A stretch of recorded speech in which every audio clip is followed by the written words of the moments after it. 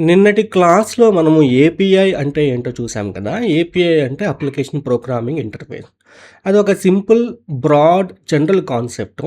ఏపీఐలో రకరకాలుగా ఉంటాయి మనకి. డేటాబేస్ ఏపీఐస్ అని, ఓఎస్ ఏపీఐస్, అలాగే లైబ్రరీ ఏపీఐస్, ఇంకా చూస్తే గనక GraphQL, soap APIs, rest APIs ఇలా రకరకాలుగా ఉంటాయి. అయితే మన జీరాకి వచ్చేసరికి మనం చూసేదేంటంటే రెస్ట్ ఏపీఐస్. రెస్ట్ అంటే ఏంటంటే రిప్రజెంటేషనల్ స్టేట్ ట్రాన్స్‌ఫర్ అని అంటారు. ఈ రెస్ట్ అనేది ఏంటి అని అంటే గనక రెస్ట్ ఏపీఐకి కొన్ని రూల్స్ ఉంటాయి.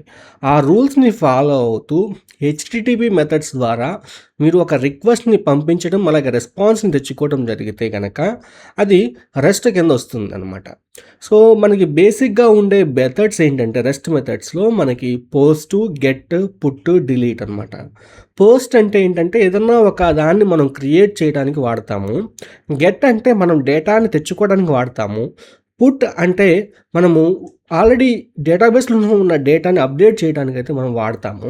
డిలీట్ అంటే మనము ఒక ఎంటిటీని ఒక దాన్ని మనం డిలీట్ చేయాలి అంటే గనక ఈ డిలీట్ అనే మెథడ్‌నైతే యూజ్ చేస్తామనమాట.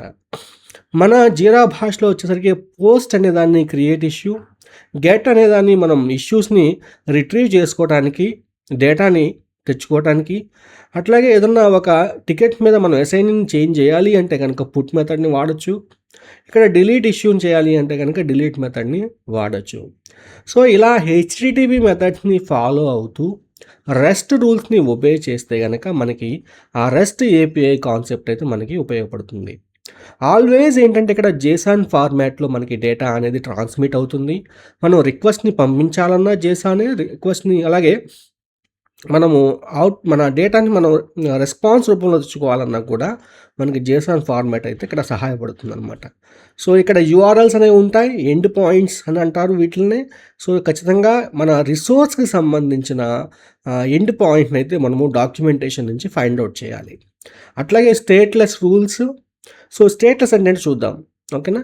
ఒకసారి కిందకొస్తే గనక ఒకసారి 6 రూల్స్ ఏమున్నాయి రెస్ట్‌లో మనం చూద్దాం. బేసిక్‌గా client and server must be separate. ఇక్కడ సర్వర్ అంటే మనం జీరా సర్వర్ అనుకోవచ్చు. క్లయింట్ అంటే మీరు రాసిన పైథాన్ స్క్రిప్ట్‌ని క్లయింట్ అనుకోవచ్చు. లేకపోతే మీరు రెగ్యులర్‌గా ఓపెన్ చేసే జీరా యూజర్ ఇంటర్ఫేస్‌ని క్లయింట్ అనుకోవచ్చు. So, client and server must be separate అనమాట. అంటే క్లయింట్‌కి, సర్వర్‌కి సంబంధం లేదు. రెండు కూడా సెపరేట్ అనమాట. సో, ఇలా ఉన్నప్పుడు మనకి రెస్ట్ ఏపీఐ చాలా సహాయపడుతుంది. దిస్ మీన్స్ చూడండి, ఇక్కడ front end and back end must be independent. ఒకదానితో ఒకటి సంబంధం లేదు. కానీ మీరు ఫ్రంట్ ఎండ్ ద్వారా మీరు బ్యాక్ ఎండ్‌తో ఇంటరాక్ట్ అవ్వచ్చు. మీరు డైరెక్ట్‌గా బ్యాక్ ఎండ్‌ని టచ్ చేయకుండా రెస్ట్ ఏపీఐని మధ్యలో దాన్ని ఒక మీడియేటర్ కింద వాడుకొని మీరు బ్యాక్ ఎండ్ నుంచి డేటాను తెచ్చుకోవచ్చు. ఓకేనా?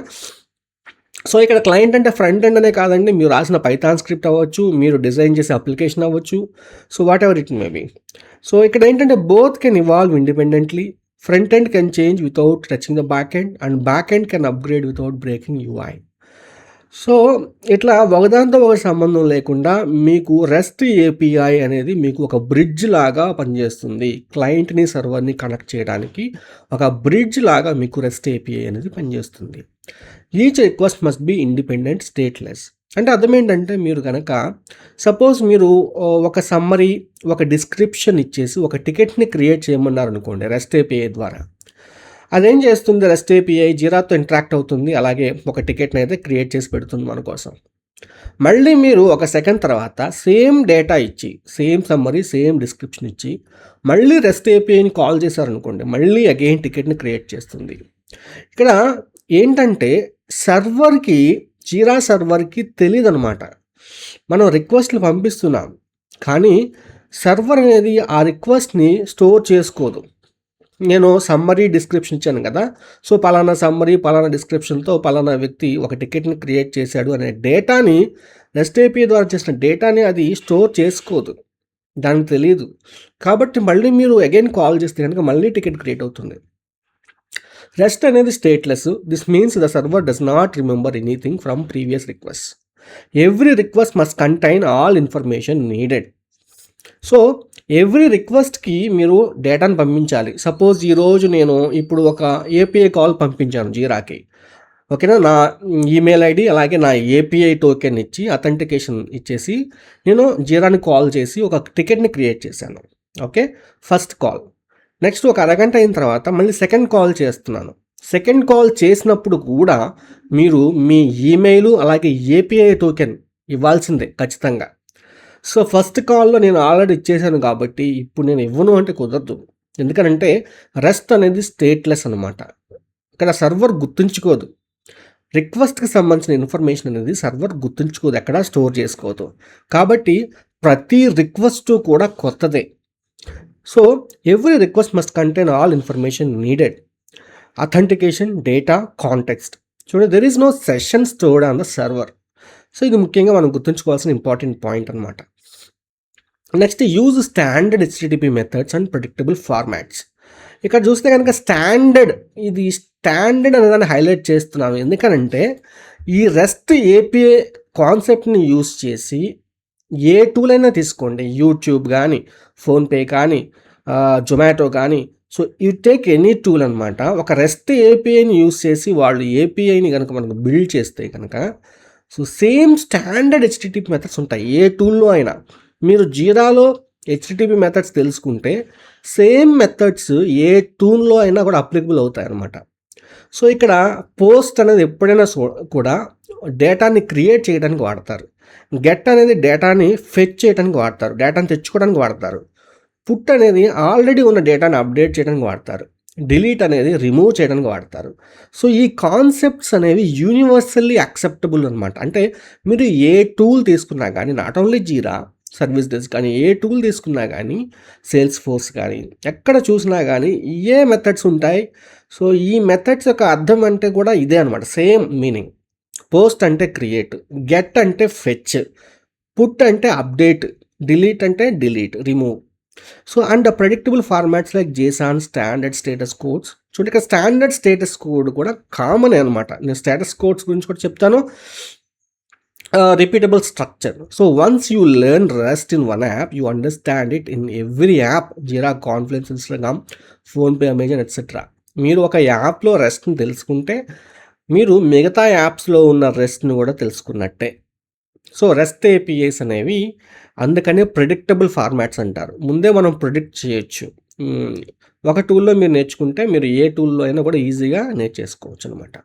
సో రెస్ట్ అనేది స్టాండర్డ్ హెచ్‌టిటిపి మెథడ్స్ని ఫాలో అవుతుంది. మల్టిపుల్ లేయర్స్ మే ఎగ్జిస్ట్ అనమాట. అంటే క్లయింట్కి సర్వర్కి మధ్య మల్టిపుల్ లేయర్స్ ఉండొచ్చు.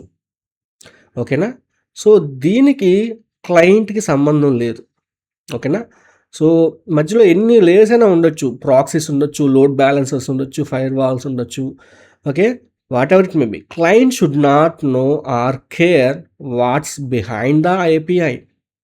సో క్లయింట్కి ఏంటంటే ఏపీఐని కాల్ చేయటమే. ఓకేనా. వెనకాల ఏముందో దానికి అవసరం లేదు. ఇప్పుడు మీరు ఒక పైథాన్ స్క్రిప్ట్ రాస్తే కనుక మీరు జీరా రిసోర్స్కి సంబంధించిన ఎండ్ పాయింట్ని యూజ్ చేసి జీరాని కాల్ చేస్తే అది వెళ్ళి కాల్ చేస్తుంది.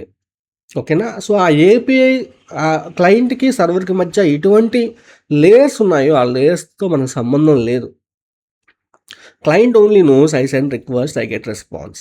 క్లయింట్కి తెలిసింది ఏంటంటే నాకు రిక్వెస్ట్ పంపించడం తెలుసు, అలాగే రెస్పాన్స్ని తెచ్చి దాన్ని ఫార్మాట్ చేసి మీకు చూపించడం తెలుసు క్లయింట్కి. కాబట్టి సో మల్టిపుల్ లేయర్స్ మే ఎగ్జిస్ట్ అనమాట between client and server. Next responses must support cashing. So ఏంటంటే ఇక్కడ మనకి రెస్ట్ ఏపీఐని యూజ్ చేసి మనం ఏదైనా ఒక ప్రోడక్ట్ని మనం కాల్ చేసినప్పుడు మనకి రెస్పాన్స్ అనేది ఆ సర్వర్ నుంచి వస్తుంది కదా. ఆ రెస్పాన్స్ క్లయింట్ సేవ్ చేసుకోవచ్చా లేదా అనేది కూడా మనకి ఆ రెస్పాన్స్లోనే ఉంటుంది. ఇక్కడ క్యాషీ కంట్రోల్ అని ఉంది కదా, ఈ కీ అనేది మనకి తెలియజేస్తుంది అది క్యాష్ చేయొచ్చా లేదా అనేది. నేను చూపిస్తాను మీకు అది. ఇది ఆప్షనల్ అనమాట. Server can send executable code అనమాట. మనకేంటంటే ఈ బ్రౌజర్కి కోడ్ని పంపించవచ్చు సర్వర్. అది జావా స్క్రిప్ట్ మనకి బ్రౌజర్ సంబంధించిన ఇన్ఫర్మేషన్. ఇది ఆప్షనల్. ఓకే.